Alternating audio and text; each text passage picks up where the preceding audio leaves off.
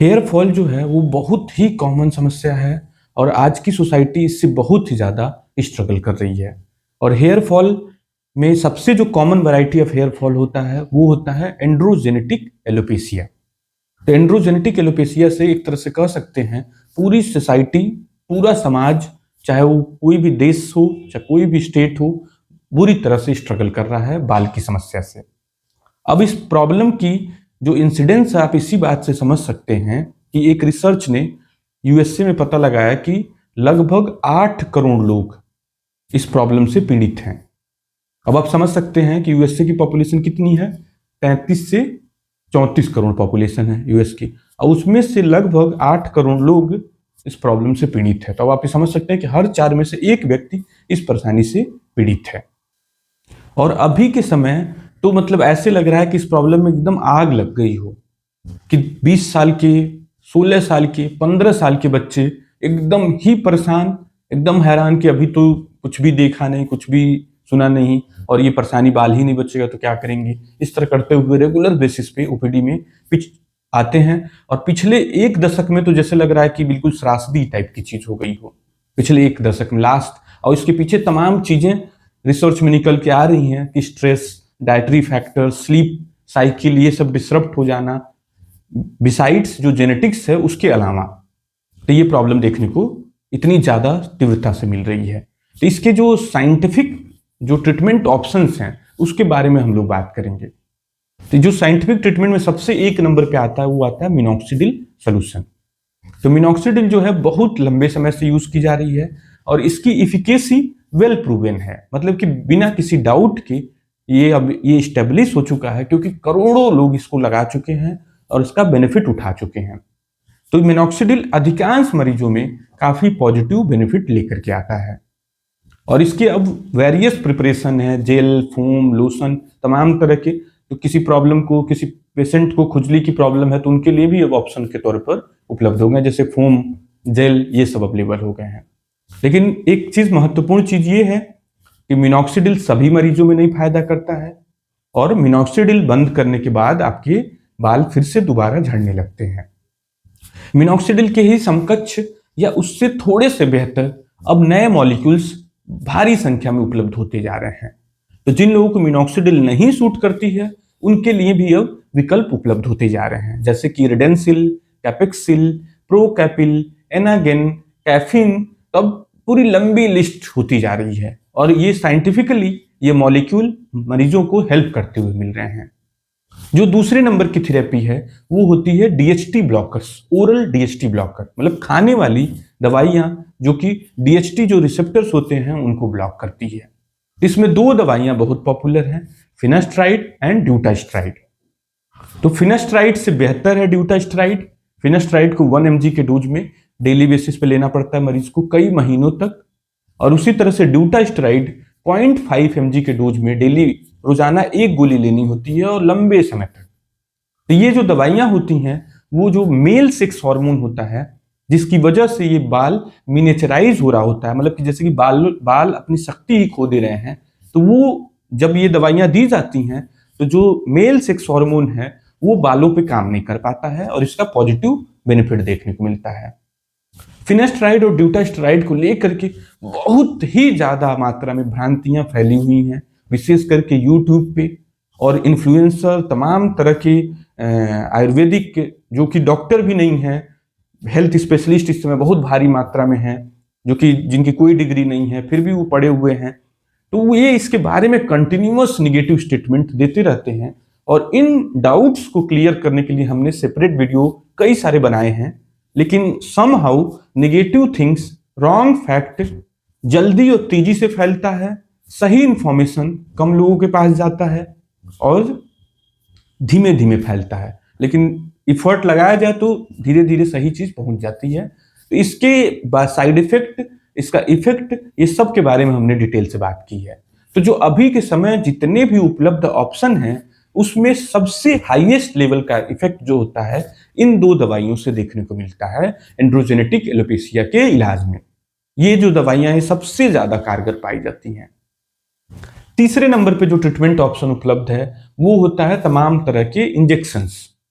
जिसमें कि PRP, platelet rich plasma therapy, इसी तरह से GFC therapy, grow factor therapy, तो इंजेक्शन बेस्ड थेरेपी अभी के समय अवेलेबल हो गए हैं। और ये जो थेरेपी है इंजेक्शन बेस्ड थेरेपी, ये तमाम तरह के ग्रोथ फैक्टर्स के साथ होती हैं। जैसे प्लेटलेट्स के अंदर तमाम तरह के ग्रोथ फैक्टर्स होते हैं, तो ये ग्रोथ फैक्टर्स डायरेक्टली बालों के रूट्स को स्टिमुलेट करते हैं, हेयर फॉलिकल्स को, और फिर नए बाल को बनाने में और बाल झड़ने को रोकने में मदद करते हैं।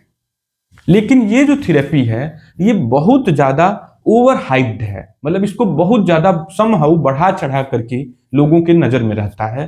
जैसे अक्सर मरीज में आते हैं कि हमें दवाई नहीं करनी है, हमें मिनॉक्सिडिल नहीं लगाना है, हमें फिनेस्ट्राइड नहीं खाना, हमें बस पीआरपी कराना है।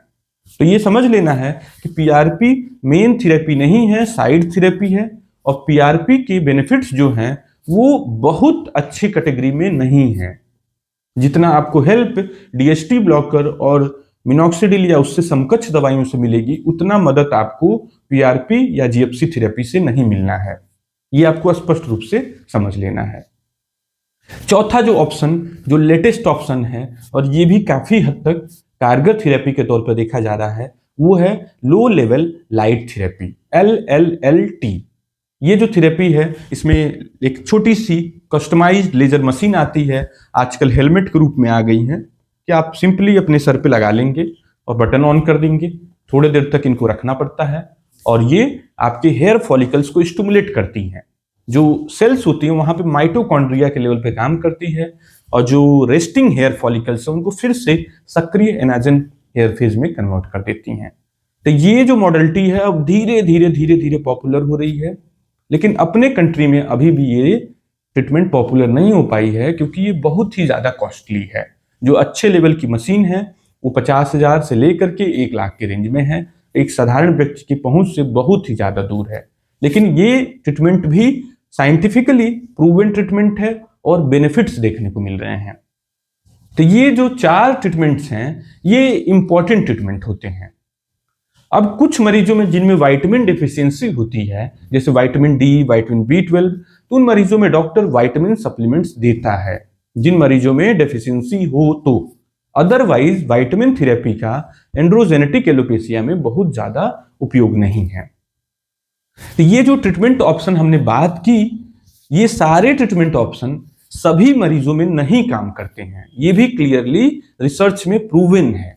ऐसे मरीज हैं कि जिनमें मेडिकल ट्रीटमेंट लेने के बाद भी उनके गंजापन को रोका नहीं जा सकता है। ऐसे हालांकि इनकी संख्या बहुत ही थोड़ी है, बहुत ही थोड़ी है, लेकिन ऐसे मरीज हैं कि जो नियमित ओरल डीएसटी ब्लॉकर भी ले रहे हैं, मिनॉक्सिडिल भी टाइम से लगा रहे हैं, जरूरत पड़ने पर उन्होंने पीआरपी का भी हेल्प लिया, लेकिन फिर भी उनका गंजापन नहीं रोका जा सका। तो फिर इन मरीजों के लिए क्या विकल्प बचता है? इन मरीजों के लिए 2 हेयर ट्रांसप्लांट ऑप्शन बचता है और हेयर ट्रांसप्लांट में 2 मेथड्स हैं।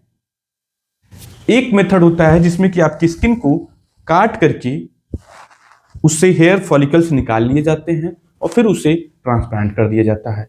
और एक मेथड है जिसमें डायरेक्टली आपके हेयर फॉलिकल्स को लेकर के सीधे प्रत्यारोपण कर दिया जाता है। तो जो दूसरा मेथड है वो नया मेथड है, इन्हें बोला जाता है FUE, जो नया वाला मेथड है। जो पुराना है वो है FUT। तो ये जो मेथड है ये इस्तेमाल में लाना पड़ता है लास्ट ऑप्शन के तौर पे। तो ये चीज आपको स्पष्ट रूप से समझना है। अब बाजार में इस समय जो हेयर फॉल ट्रीटमेंट के लिए पूरी भीड़ लगी हुई है, तमाम साइट्स हैं, तमाम किट्स हैं, पैकेजेस हैं, तमाम तरह के ऑयल हैं जो यूट्यूब पे और तमाम जगह पे प्रसारित हैं और वो खूब ज्यादा भारी संख्या में बिक रहे हैं। तो इसके पीछे कारण क्या है? इसके पीछे कारण को भी हम लोग समझेंगे कि जो एंड्रोजेनेटिक एलोपेशिया है उसका कोई भी परमानेंट इलाज नहीं है। मतलब उसमें जब तक आप ट्रीटमेंट सीख करते हैं तब तक आपको बेनिफिट मिलता है। अब ये बात जो होता है अधिकांश पेशेंट को एक्सेप्टेबल नहीं लगता है, तो वो इधर उधर फुदकना, दौड़ना, परेशान होना, राइट फैक्ट्स को नहीं एब्जॉर्ब करके इधर उधर की चीजों को ट्राई करना और उसमें परेशान होना, पैसा समय सब कुछ वेस्ट करना, ये चीज लोगों को सुटेबल लगता है। जबकि ये बात एकदम स्पष्ट रूप से है कि एंड्रोजेनेटिक एलोपेशिया का ट्रीटमेंट परमानेंट नहीं है। आप कोई भी किट ले लें, कस्टमाइज पैक ले लें, कुछ भी ले लें, वो आपको तब तक ही हेल्प कर सकती है जब तक आप उसका इस्तेमाल कर रहे हैं।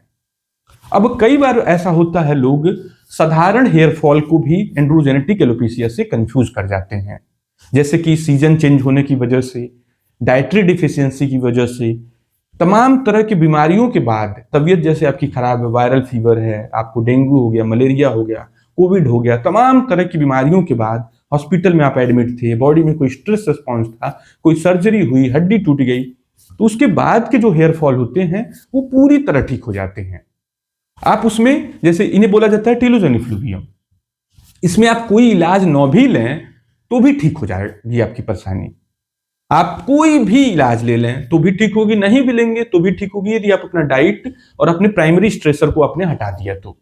अब इस कारण से जो हेयर फॉल की मेडिसिन बाजार में है, जैसे आपको टीलोजेन इफ्लूवियम हुआ, आपने वो किट मंगाया 3 महीने का, 3 महीने बाद वैसे ही बीमारी ठीक होनी थी, आपने उसको इस्तेमाल किया तो आपको लगा कि उसकी वजह से मेरी प्रॉब्लम सॉर्ट आउट हुई है। इस वजह से इनका पॉजिटिव फीडबैक भी बाजार में बना रहता है, हालांकि रियल सेंस में वो पॉजिटिव फीडबैक नहीं होना चाहिए, क्योंकि वो प्रॉब्लम खुद ब खुद ठीक होने वाली थी। जो एंड्रोजेनेटिक एलोपेशिया है, इसमें आप नहीं ठीक कर सकते हैं किसी भी तरीके से, तो आपको इन सब चीजों के चक्कर में नहीं पड़ना है। आपको केवल साइंटिफिक इंफॉर्मेशन, जो वैज्ञानिक, जो प्रूवन, जो रिसर्च बेस्ड, जो एविडेंस बेस्ड इंफॉर्मेशन है, उस पर आपको चिपक के रहना है, उससे आपको स्टिक करना है। और ये चीज फिर लास्ट लाइन के तौर पर कि एंड्रोजेनेटिक एलोपेशिया का परमानेंट ट्रीटमेंट नहीं है, केवल दवाइयों से आपकी प्रॉब्लम को रोका जा सकता है, बीमारी को, नए बाल भी ग्रो कराए जा सकते हैं, काफी अच्छी हेयर ग्रोथ हो जाती है पेशेंट की। और ये इसमें एक और महत्वपूर्ण लाइन है कि सभी मरीजों को इन सभी दवाइयों से फायदा नहीं मिलता है। जो अभी के समय उपलब्ध दवाइयां हैं, सब कुछ करने के बाद भी कुछ मरीज छूट जाते हैं जिनका ट्रीटमेंट अच्छा नहीं हो पाता है। Thank you.